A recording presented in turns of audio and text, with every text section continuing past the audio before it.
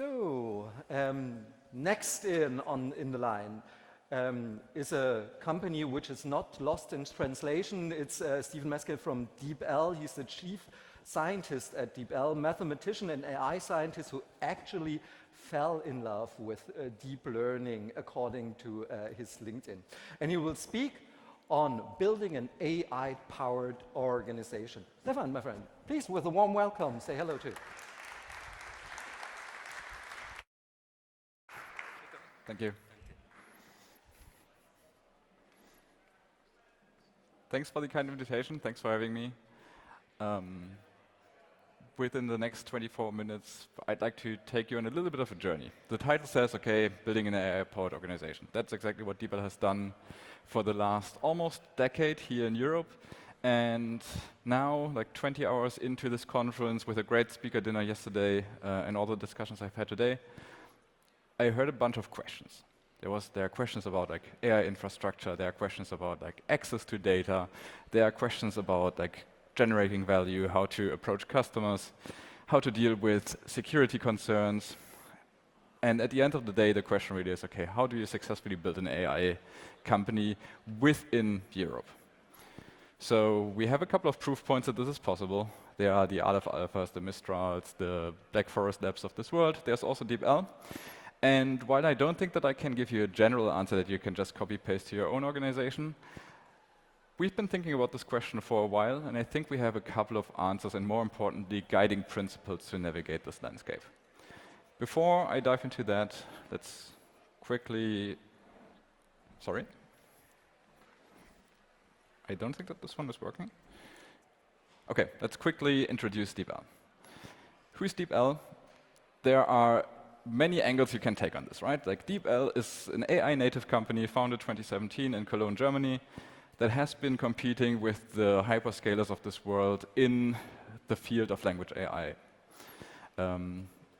It's also by now a multinational company approaching a lot of business customers specifically. It has expanded its portfolio quite a lot. It is vertically integrated, so it owns its own infrastructure, it has its own data access, it builds its own products, and that's really the reason I joined DeepL to begin with.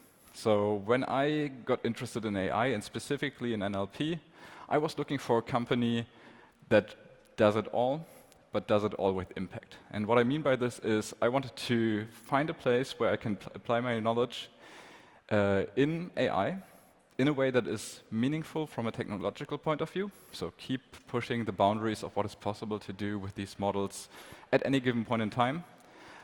But I also didn't want to end up in a research lab that is basically remote from actual impact in this world. I am a strong believer in like the positive impact of technology, and as such, I want this impact to show up for me personally, but also for the users that I'm ultimately building these technologies for. So, on my hunt for a suitable company, DeepL came up, and it basically ticked all these check marks, right? DeepL, back then, nowadays, does cutting-edge research in deep learning and is building its entire product suite on top of this research. That's challenging in and of itself, but it doesn't stop there, right? Like DeepL is not a generic model provider for language AI. Instead, it takes this journey a step further and figures out how to leverage the technology to actually deliver value to customers, which is the entire philosophy that DeepL has been built on. If we look at how this looks like in the past, this is a screenshot taken in 2017. Fortunately, our web UI doesn't look that way anymore, but I think it's nice to see where we started.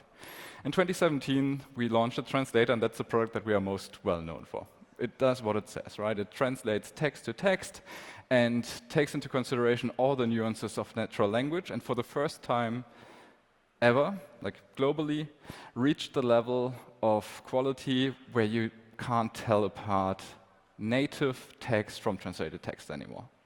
I invite everyone in this room to install the browser plugin that we have for DeepL, go to a random website whose language you don't understand, and just read it and see whether you can tell the difference. I can't anymore, many of our users can't, and that in itself is a great achievement. We obviously didn't stop there. once we had established baseline quality and had pushed it to a level where this technology is not just possible but actually useful, the question is, of course, how can we do more? How can we do more for our customers? How can we solve more problems that are just thorny and difficult and that keep adoption of this technology limited? The glossary is an important answer to that. The idea basically is we want to understand not only language, but the actual context that our customers are using our technology in. Their business backgrounds, right? Their specifics in terms of how they want to deal with language. And over the last 8 years, we have been building incrementally more and more technology to basically grant access of users who are not AI experts into our systems so that they can tell us what we should do. The glossary is an important milestone in that regard, and I'll touch on a couple of more developments in a bit. Next in line, obviously, like skipping a bunch of steps, in 2023, DeepL Mercury went online. DeepL Mercury is the first H100 superpod in Europe, and what this is at the end of the day is an AI factory, right? We have had our own data centers before 2023, but this is the first time that we leaped to the very bleeding edge of what is possible in terms of compute. And the reason we did this is that LLMs obviously were the way to go in order to improve our products. This I will cycle back on, but keep it in mind for now. Finally, 2024 and beyond, we have launched DeepL Write, so we are not just a translation provider, we also help with writing assistants. Since then, DeepL Voice has become generally available as well. So you see that we expand both the breadth and depth of our technologies in an attempt to help individuals, but more and more importantly, also enterprises address their communication challenges. There's a tiny diagram on the right where you can see this basically summed up. The high-level view of this is, again, it's vertically integrated. We try to take cutting-edge research and figure out how to exactly apply it in a way that delivers impact to our customers with all the complications that are required to actually make this impactful and scalable at the scope that we are trying to achieve. This is very much the exception. This is not only the exception in Europe, but worldwide. There are very few companies, especially in AI, but in the grander technology scape, that try to vertically integrate themselves. And the reason is obvious, right? This is very hard to do. You are dealing with all sorts of challenges. There are infrastructure challenges, there are data challenges, there's the cutting-edge research that you're trying to do, there's product development, there's engaging with customers, there's sales, there are many, many moving parts. So why are we doing this to ourselves? The reason is that we think this is a strategic advantage that we have over basically everyone else except for a few hyperscalers. So here's how we operate. I think the arguably most important thing in technology, and especially in AI, is that you need to know why you are in this game. For DeepL, the mission is very simple, breaking down language barriers. So everything we do, we try to advance our mission, and the mission really means we want people and companies to communicate more efficiently and help them succeed in their domains. That means that we are not doing a bunch of stuff that we could do, right? Like we are not interested in image generation. We are not trying to become the generic model provider for everyone else to hook into. There are a bunch of no's for every single yes that we come up with. And I think that is super important because otherwise you just keep overwhelming yourself and don't gain traction in any of these dimensions. Second, and I think this is a part that many companies get wrong, especially startups, we try to deliver solutions, not technology. Technology is the fundamental driver behind our solutions, but when we think about product development, it's with a customer problem in mind, right? Here's a challenge that current technology is not sufficient to solve for our customers. What can we do in terms of research, in terms of product development, to alleviate that problem? And this is a cycle that we rinse and repeat all the time, which means that we remain very agnostic to the shape our solution has at the end of the day. Sometimes it means that you need to build several LLMs, right? Other times it means that you just need like this little tweak and everything becomes a lot better all of a sudden. This, if you pay attention to what DeepL is doing, this shows on the outside as well. This is not just internally informed. For example, you will notice that DeepL doesn't publish scientific papers. And the reason are basically twofold. One is we want people to be in DeepL doing research there for the sake of product development, and product development has different agendas than academic research. And the other one is we want people to care about the impact they are having for customers, not some number on a benchmark they might be able to publish. These two things are very closely related, right? Like everyone knows that quality, which essentially boils down to both fluency and adequacy in translation, is super important. And there are many leaderboards out there that try to capture this notion. What we have found over the last 8 years is that leaderboards and synthetic benchmarks, no matter how well intentioned they are, usually don't capture the actual underlying problems well. They are easily measurable. It's nice to compete against. They make for great headlines, but that doesn't mean that they actually have lasting impact. So as much as we can, we try to focus on the latter, not the former, which means that at the end of the day, what matters to us is applied in the intended setting, what does this product do for our customers? How does it help them succeed? If that means that we look great on benchmarks, that's great, that's a bonus, and it certainly is part of the consideration in model development, but it's not the point. And that, I think, is one of the reasons we have been able to compete against the tech giants of this world as well. So how do we do this? For the entire time I have been in AI, and I think this is only increasingly true, AI development has been very, very noisy. There are trends popping up all the time.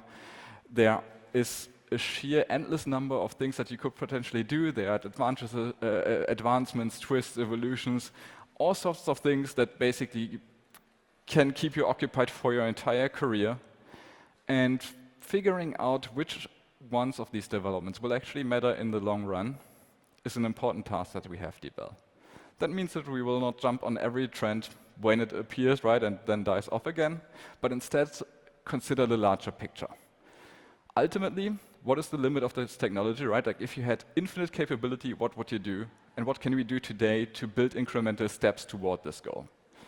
This allows us to gather more of the signal of what everyone else is doing, of all the internal ideas that we have, while trying to, again, the best of our abilities, we are not perfect in this by any means, not be distracted by short-term advances.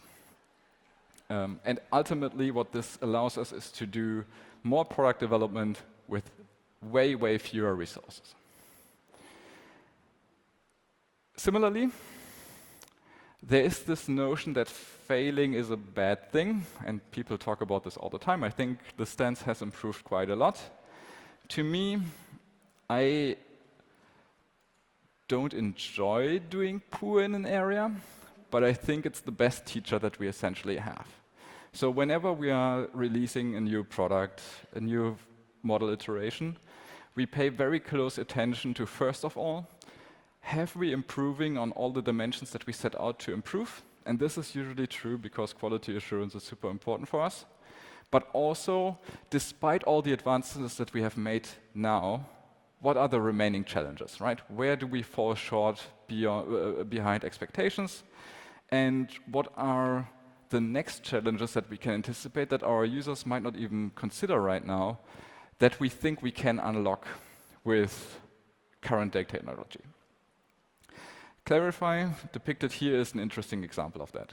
So for the entire history of AI translation, people have sort of thought about this as an input-output relation, right? Text comes in some language, text comes out in a different language. Hopefully it's adequate, it's fluent, and everyone is happy. This only gets you so far. At the ultimate limit is not to provide the best AI translation system, but to provide the best translator, period. And that means a bunch of things. One of the things is that, first of all, context is super important, right? You can't just take the text in isolation. You need to know more about your users. Features like style adaptation, formalities, the glossary are all attempts to capture more of the relevant metadata in order to do translation well. Even if you do all of this perfectly, you will still fail. And the reason you are failing is because sometimes the knowledge required to do the job well is not captured by the metadata that you considered. So even if you put the world's best language specialists all in a room, gave them infinite resources and time, they wouldn't be able to figure out how to satisfy your requirements without them having to talk to you. Okay, that's what everyone is doing already when they are dealing with human translators, but no one is doing this with AIs. Instead, they basically say, okay, like AI translation gets us this far, and then we follow the usual process. So we have a human looking at the actual output, and they manually annotate and edit that text. That's great, that solves a bunch of problems, but I think we can do more. And what we specifically tried to do with this technology, and are now actually doing in production, is provide a better interconnect between language specialists that we know are our core users in companies anyway, and the AI systems that try to help them as best as they can. So Clarify essentially looks at this corpus that you want to translate and tries to figure out, okay, like, are there any areas in this text where I was forced to come up with a translation, but I'm not super sure that I got it right? Essentially, is there information missing that if a user could tell me, I would be able to do a better job? And that's exactly what Clarify does. So it looks at your text, it looks at all the metadata, and it continually asks itself, okay, could I have done better? What would I have been granted more information? And the answer you answer very often is yes. So instead of basically trying our best and guessing our way to an acceptable answer, we want to capture more user input and help users to provide the missing bits and pieces of information to then come up with a great answer. That's what Clarify does. And I think it's an important example in the general mindset that we have, that we view progress as these like layered curves of sigmoid functions, if you allow me to show my math background a little bit. So essentially, every technology that we adapt usually doesn't work in the beginning, and then all of a sudden it gains traction and it accelerates for a while, right? This is what exponential growth looks like. And then all of a sudden people are surprised that progress stalls. And the reason progress stalls is just, well, it's an S-shape at the end of the day, so it only carries you so far, which to us means while we want to capture current technology and accelerate this as much as we can, we always keep an eye on the horizon and anticipate, okay, what's next? What's the next S-curve that we need to hop onto to move beyond the capabilities that we can foresee and understand today? Let's look at this in practice. So this is it's a rough diagram, but I think it's important to see this in this context because this has been taken from a company event we had in 2022. 2022, 3 years ago, almost to the day, is a very different time in AI development. ChatGPT didn't exist, which is kind of unimaginable today. And we were asking ourselves the question, how can we do more? That's always what we keep asking, right? We keep asking how can we do more for our customers? And the realization was basically, okay, like we're doing really good on quality. We are solving the problems that we can capture with the technology that we have today increasingly well, and we will continue to do this. How can we move beyond that? And there are two obvious directions. One is we want to have better human AI collaborations, which to us means building an assistant. And the other one is, of course, beyond just transformation of text, we want to help people generate content. And those are the two angles that we have been thinking about and tackling to various degrees. Specifically, as a realization, as an outcome of this very, very simple diagram, we decided that 2022, early 2022 was the right point in time for us to move away from the custom model architecture that we had employed so far toward LLMs. At the time, this was not entirely, it was not entirely clear that this is the right bet. It was very clear that it would require a lot of infrastructure to get done, and that we were missing a bunch of skills to do this well. Nevertheless, we decided, okay, whatever, March 2022, we think that we can do more if we move beyond transformative AI into generative AI. So we called up NVIDIA and basically told them, okay, we need help, right? Here is what we currently are able to do. Here is where we want to move. Let's build DeepL Mercury at the end of the day. Let's build a superpod to unlock capabilities that we currently don't dare to dream of. And the actual outcome of this is captured in this slide. So 2022, the decision was made, we will reshape the entire organization from its technical setup toward LLMs. And this was done in a couple of steps. But at the beginning of 2023, we had ordered our supercluster. We had transformed 80% of our research initiatives into this uncharted territory of developing LLMs, and we were awaiting the installment of DeepL Mercury. In 2023, DeepL Mercury came online. This is our first 8100 superpod. It resides in Sweden, in a nice eco-friendly data center, and has since then powered all of our product development, essentially. So again, what this has done is open up the possibility for DeepL to train frontier models, which in turn allow us to build much more assistive and generative features into our products. You will see this pattern over and over again, right? We start with a problem and then figure out what tech to build, what skills to acquire, how to challenge ourselves to get this done. April 2024, the first actual user outcome of this initiative. We published DeepL Write Pro, and this would have not been possible with our previous technology. It kind of worked, and we had a bunch of successes, but it was very, very difficult to scale up because language at the end of the day is very varied, and if you need to build in every single feature basically manually, this is a game you will never win. There's just too much to do, and your tools are not powerful enough to grant you leverage. LLMs do, and hence we were able to release DeepL Write Pro. Soon after that, June 2024, we released our next-gen models. So initially, there were some questions and concerns about, okay, these models are more powerful, they are way higher quality, but we have spent a bunch of time improving the previous model generation. And it's just a lot more efficient, which means like lower costs in terms of actual inference, but importantly also lower latency. And some of our customers, a lot of our customers actually really care about like a snappy user experience. Therefore, we decided, okay, great, like let our users tell us what they actually need, and let's release them side by side. So we continued to host our previous model generation and offered the next-gen models in addition. The very clear signal we got as a result of that was twofold. People love the gains in quality and capability, and they hate the downsides of slower inference, which then informed our next research agenda, right? Let's figure out how to do this LLM thing, but in a way that is actually quick.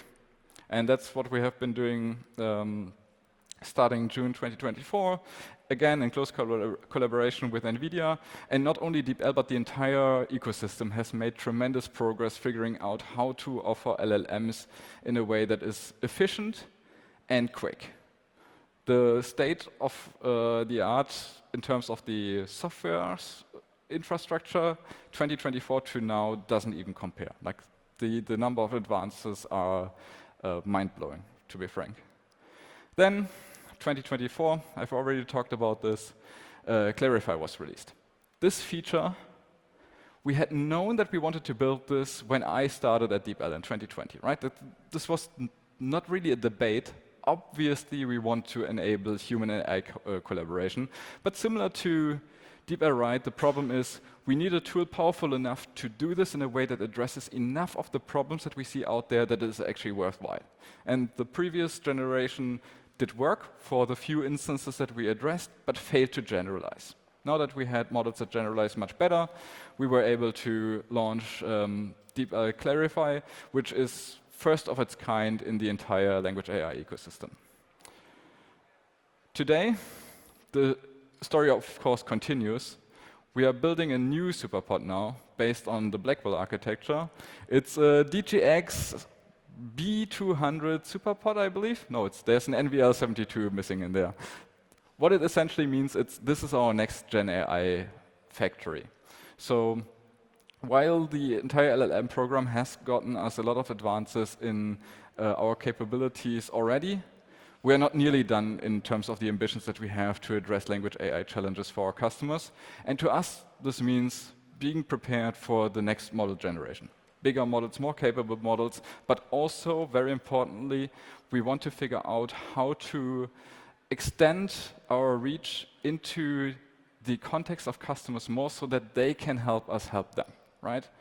Clarify, of course, is a very explicit way to do this. You explicitly tell me what you would like to do. Can we do this less manual?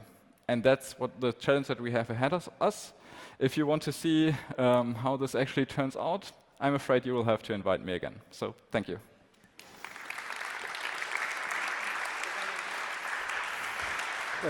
Thank you very much for a really interesting keynote. What I wanted to ask you is that from a point of a mathematician and someone who studied AI, what have you learned in DeepL about languages which you didn't expect, or where you did appreciate in languages? I mean, a lot of things, of course. Yeah. One of the very first projects that I started working on, contributing to at DeepL, was creating new translation networks for both Japanese and Chinese. Wow. I don't speak a single word Chinese or Japanese, so it's an interesting experience. Yeah. The first thing I did is sit down with language experts in both Japanese and Chinese and basically ask them, okay, like I'm a mathematician, I can train AI models, but I don't know anything about your language. Yeah. Tell me everything that I need to know. Yeah. And one of the outcomes that I remember very vividly is I realized that in Chinese specifically, the way you address amounts of items changes depending on the kind of item it is. Wow. So it's not like 3 sheep, Yeah. 3 cups, it's Yeah. thrice sheep and 3 cups. Yeah. Oh wow. Okay. Yeah. That is really something. What also is in the point, and I wanted to ask you that. Take for example, the word digital sovereignty. So we think when we talk about digital sovereignty, not in a way in Germany, we say digitale Souveränität, and you talk to a Frenchman and souveraineté numérique, but what we realize in the political talks about digital sovereignty, that the French define sovereignty completely different than the German with the word sovereignty. When do you think we will be at the point where also, how can I say, cultural or political implication of words could be detected or translated by DeepL? In a lot of ways, I think we have made substantial progress on this, right? Metaphors are a great example. Like the expectation to translate a metaphor doesn't have to be that you basically take your metaphor and then try to figure out how to capture the same structure and words into a different language. Yeah. In the very ancient past, we've basically done this, right? Like the very early days of AI translation. Nowadays, these models do understand your intent already much better, so they can come up with drastically different ways to capture the same sentiment. And there is an interesting balance how much leeway you want to give these models in this like creative endeavor. Yeah. But the technology to do this exists today. Now it's more a question of how can we expose this technology to users in a way that is useful. Not overwhelm them with like an endless amount of choice, but also anticipate their needs really well and make this seamless. That was a really fascinating keynote. Stefan Mesken, everyone, thank you so much for being here. So, ladies and gentlemen, I don't need my AI glasses for the next thing. We have a pause until 2 p.m.